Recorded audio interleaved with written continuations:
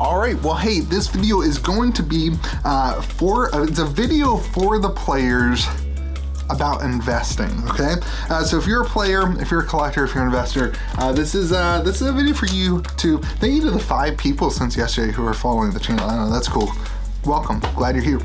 So this is a video for the players, you as a player, about investing. And here's why. I want to get to a point where you believe that it's worth trying to pay for your own hobby with your hobby. In other words, Flesh and Blood, this is really not just a Flesh and Blood video, this is really any collectible card game.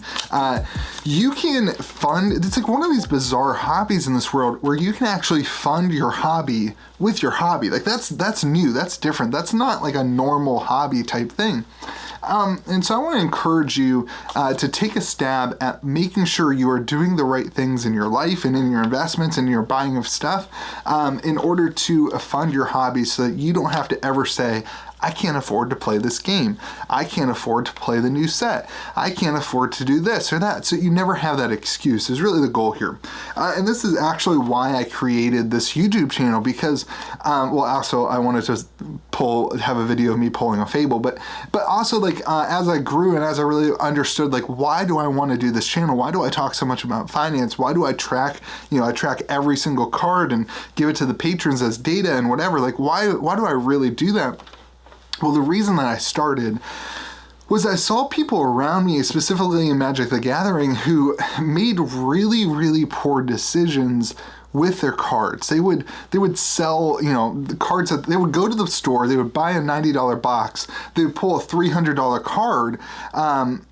That never happened in Magic the Gathering. They go to the store, they buy a $100 box, they pull a $120 card, and they'd sell it at like 50% to the store for $60. I'm like, oh my gosh, I just got 60% of my cards back, my money back. And like, I looked at him, I was like, you lost 40% of your money. Like, you did not do this right. You didn't play this game right. And here's the thing, I'm not saying that you need to be an investor. What I'm saying really is don't be a stupid player. Like, don't be a financially irresponsible player and then complain and say that you can't afford the game. Make healthy decisions now so that in the future the game is free for you to play. Like, and this is a lesson in like delayed gratification, right? Like, we all want that $60 back on our $100 investment. Like, the other cards only cost me $40. Like, we all want that kind of like feeling like you got your money back. But if you can delay that gratification just a little bit, and then next time delay it just a little bit more, you can really fund, I really believe this, I know this, I am living proof of this, you can fund your hobby with your hobby. You don't have to dip into your bank account. You don't have to dip into your family's financing. You can fund it. So here are a few things that I think you need to do. If you haven't done these things, every person who has ever purchased a trading card in their life needs to do these things to set themselves up for success. Number one, you need to have an avenue of which you can sell cards. And a lot of people use Facebook, and here's the problem with Facebook. If you're going to sell cards on Facebook, obviously you don't have the fees, which is great. But if you're going to sell cards on Facebook, it's an active thing. It causes you to post your cards, to update your listing, to follow up with all the buyers and to the sellers.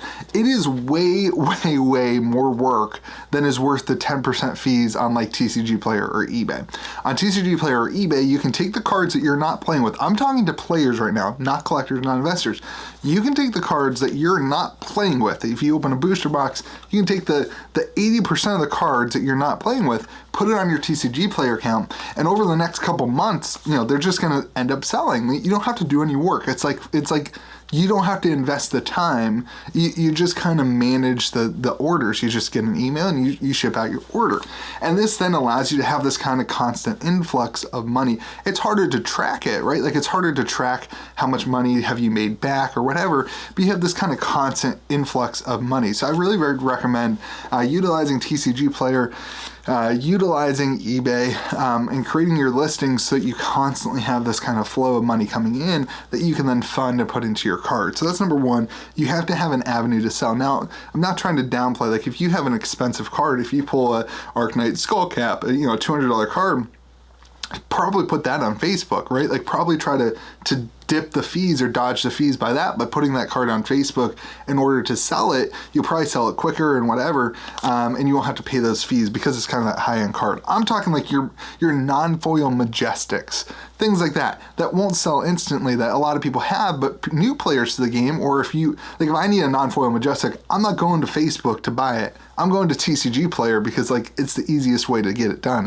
It's fast. So create avenues to sell. All right, next thing is to buy smart. Man, like I remember, like these people. Sorry, I always say these people. The people that I'm talking about who would sell their cards, they would buy stupid stuff. Like they go to the LGS and they just spend their money on dumb things. I've already got this, but I want this fancy version, or I want this version. So they buy this stuff. Don't buy this anything. So here's the thing. I really think that if you buy smart, like in other words, if you're a player, maybe you don't need the flashy thing. If you're talking about like playing your deck, right? Maybe you don't need to buy the same card in the flashy edition. You sell your card at 50% of the value to buy the flashy edition. Maybe, as a player, you don't have to go and this is where we talk about buying singles over buying boxes, right? Like this is where I think buying box breaks over buying sealed boxes can be really beneficial as a player. If you buy smart and if you play the game right, you're able to not lose as much money in the back end. But really, so two things. We got three things total. Two things so far. You kind of have an avenue of which to sell and to kind of get constant income. Don't buy stupid stuff that you don't actually need, which is a great life goal in general. But then this third one. I hate when players get mad. I hate when people in Flesh and Blood community or in any community of TCGs get mad about hoarding sealed boxes, hoarding it. Like if you don't have a sealed box of Monarch First Edition yet, if you were around at Crew and you didn't get yourself a sealed box of Crucible of War to keep in your closet, in the back of the closet yet, you're doing TCGs wrong. The smart people in this, and I'm not trying to boast of myself, but the people who have done this right, I'm not just talking about Rudy from Alpha Vespas, in every sporting card, in every Pokemon card, in every Yu-Gi-Oh! and in every Magic the Gathering, the people who are ahead of the game have sealed boxes. So I want to encourage you, okay? If you right now buy a Monarch First Edition sealed box, or keep the one that you're planning on opening for some reason, if you keep that sealed, next time around, in a year from now, at the set at the releases at this time, I really believe this, you'll be able to sell that box and you'll be able to get 3 to 4, maybe even a case of that new set, First Edition. Then you can take that one box of that and you can keep it sealed. You can open the other 3 boxes and have fun. And then in a year, you'll be able to take that one box and turn it into 4 more boxes of the next edition. Like I really believe that. Maybe it won't be a year, maybe it'll take you 2 years or whatever, but you're able then you've just got this asset here that flips into other boxes. This is what I did with Magic the Gathering. And if you can do it with Magic the Gathering, you can do it with First Edition Flesh and Blood. It wasn't necessarily a year in Magic the Gathering. In Magic the Gathering, it was more like 3, 4, 5 years that it took to like take this one box. It was worth $400. You could sell it, for 1 or 2 or 3 Magic boxes. It's a little bit different in Magic the Gathering. But I really think that if you don't have exposure to sealed product, you are doing yourself a disservice as a player because you're not able to get as much enjoyment because you have to funnel your own personal money. It then ties into your finances. It ties into your family's income. It ties into all this stuff, and that takes some joy away from it. So make smart decisions. I think cold foils are another thing. Like if you can get some of those, you could turn those into things. Sealed product though, I think is really much more safe. And again, I'm not telling you to be an evil investor. I'm not telling you to be hoarding sealed boxes. I'm telling you to invest in yourself, and I'm telling you to invest in your future. So that's the deal. This was a video for players about investing. Make sure you have a way to sell your cards. Make sure that you are buying smart things and not wasting your money on stupid things. And then, make sure you're holding sealed product. Hope you guys have a great day. Remember to be kind to the people around you, and players, that's where I am. That's where I started. I think players turn into collectors, and then they turn into investors, and hopefully they keep playing the whole time. And that's really cool.